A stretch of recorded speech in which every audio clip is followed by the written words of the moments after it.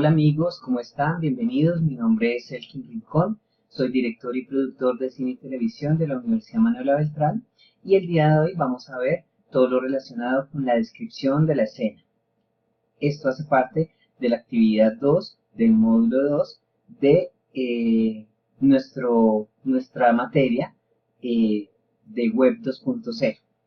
Entonces, pues comencemos. Dentro de la descripción de la escena para nuestros próximos realizadores de cine y televisión es muy importante saber cómo se hace un proceso de casting. En ese sentido, pues he decidido tener unos tips específicos para que el estudiante próximo profesional tenga muy claro esta situación. Primero, el actor debe emanar confianza. Si un actor no tiene esa capacidad de ser persona, por decirlo así, nosotros ya tenemos que empezar a pensarlo dos veces. ¿Por qué? Porque muchas veces nos vamos por pensando efectivamente en que aquel registro, o bien sea hombre, mujer, adulto mayor o niño, nos puede dar lo mejor, pero nunca nos ponemos a pensar, bueno, más allá del físico, del registro que tiene la persona, realmente nos puede realizar un buen trabajo. Eso es lo que tiene que pensar el realizador en un primer momento. Si uno siente confianza por esa persona que está presentando el casting, es muy posible que sea un buen elemento al momento de la producción. Segundo, muy importante, la disponibilidad de tiempo. Como nos indica la presentación, se debe tener tiempo para las prácticas, para los ensayos, para darnos esos pequeños tips antes del proceso de rodaje de nuestra película, de nuestro documental, de nuestro seriado web, etcétera, etcétera. Y asimismo también un espacio específico para hacer las pruebas de vestuario en el caso de los documentos de ficción o nuestras historias para televisión y demás. Tercero, ¿qué quiero ver en la escena? ¿Cómo quiero, a través de mi personaje, ver esos tiempos, las atmósferas, las intenciones del guión? Si yo quiero un villano, ¿cómo hago para que en el proceso de casting yo logre encontrar a ese villano y lo pueda literalmente conectar con el mundo que yo quiero, con la historia que yo estoy planteando en mi cabeza? Tercero y muy importante, la personalidad, la interacción con el equipo, la fluidez, identificar los egos y las estrellas. ¿Por qué lo pongo acá como un tip? Porque muchas veces nuestro proyecto audiovisual, al no tener esa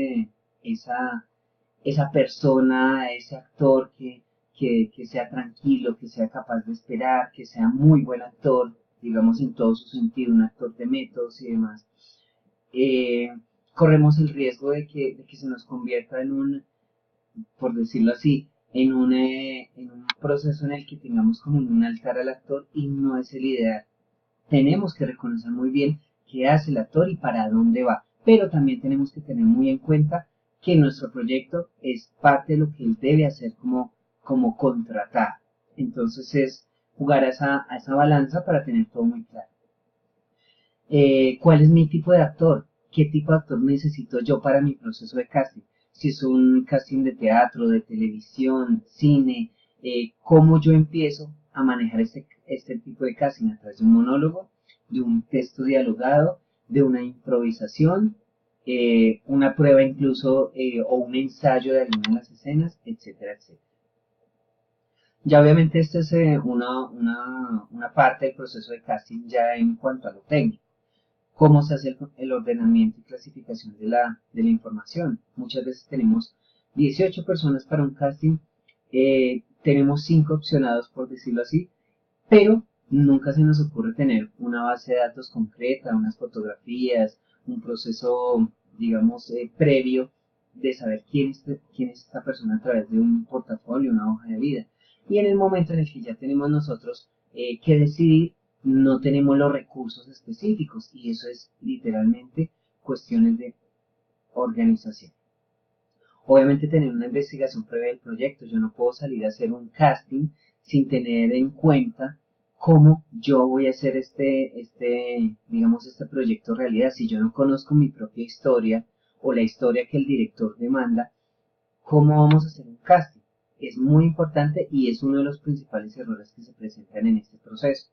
Y obviamente ya en cuanto a la convocatoria, tenemos que fijarnos muy bien en el espacio, en qué tipo de personal voy a utilizar, cómo va a ser la logística de este tipo de cosas.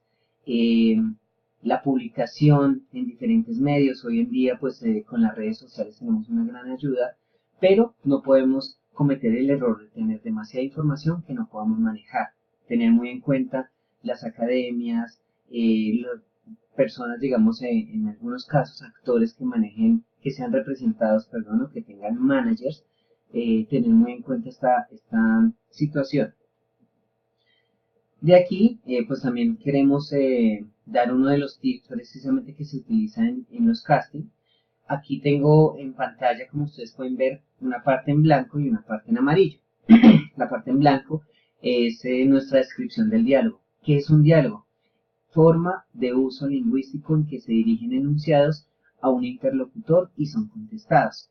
Se emiten intencionalmente y están determinados temáticos y situacionalmente. Son breves y construyen enunciados. Es así de sencillo. Yo aquí puse un apartado. ¿Cuáles son las condiciones? Que debe ser natural, significativo, progresivo, dinámico y ágil. Muchas veces en las diferentes novelas nosotros decimos, uy, pero ese actor no es creíble. ¿Por qué? Porque muchas veces falta eso, la naturalidad del diálogo. Como hay otros en los que uno indirectamente se pone a pensar, ese niño cuánto, cuánto ensayo tuvo que tener para llegar a ese gran papel. Muchas veces es tan natural que uno nunca piensa que de pronto ha sido un proceso de ensayos, de repasar ese tipo de letras, de hacer, digamos, encuentros previos con el director, etcétera, etcétera. Eso es lo que nosotros queremos lograr. Aquí les dejo obviamente en pantalla, ustedes pueden ponerle pausa si lo necesitan. Es un texto que encontré, pero que es un gran ejemplo para darnos cuenta cómo a través de esta sencilla lectura nos podemos encontrar la atmósfera, qué tipo de personajes son, cómo yo empiezo perdón, a encontrar mi historia dentro de este proyecto. Estos son pues apartados de cómo se hacen los planos, ya esto es un poco más cercano al estudiante de cine y televisión. Si yo quiero mostrar una historia y tengo mi gran actor ya seleccionado, ¿qué tipo de planos vamos a utilizar para crear esta historia? ¿Sí? Aquí a grosso modo pues tenemos lo que es el gran plano general, plano de conjunto, plano entero, americano y medio. Si ustedes se dan cuenta, pues van desde los planos más amplios hasta el plano más concreto. Yo a mis alumnos en algún momento les comento qué sería de nuestra historia de la boda, por decirlo así, si no tuviéramos ese plano corto, como vemos acá, estos primeros planos, donde vemos el detalle del anillo, el detalle de la mirada de aquella novia enamorada, el detalle del padre con esa sonrisa de satisfacción, las miradas de cada uno de los suegros, de todas esas personas para que este momento sea mágico, visto audiovisualmente. ¿Sí? Y esto comparado pues con la grabación que muchas veces hace el tío, que recién compró la cámara, que está en medio del sitio, si ustedes se dan cuenta, obviamente es una diferencia bastante amplia. ¿Qué queremos? Pues que obviamente el estudiante de cine y televisión reconozca muy bien estas imágenes y pueda hacer una puesta en cámara muy específica con unos planos muy bien realizados. Por el momento y por tiempo paramos acá, pero yo creo que en más videos continuaremos con este tipo de explicación. Me devuelvo un poco hacia los planos por tamaño para que vean un poco la descripción de los planos y pues en imágenes cómo estos ejemplos nos dan a conocer, digamos, o cómo nos meten un poco más en la historia. Muchísimas gracias, espero pues que esto haya sido un pequeño recurso que ustedes puedan tener en cuenta para su vida, no solamente para estas clases, sino para más adelante. Me despido nuevamente, mi nombre es Elkin Rincón, espero pues que esta actividad sea de gran interés para todos los que la vean. Muchas gracias.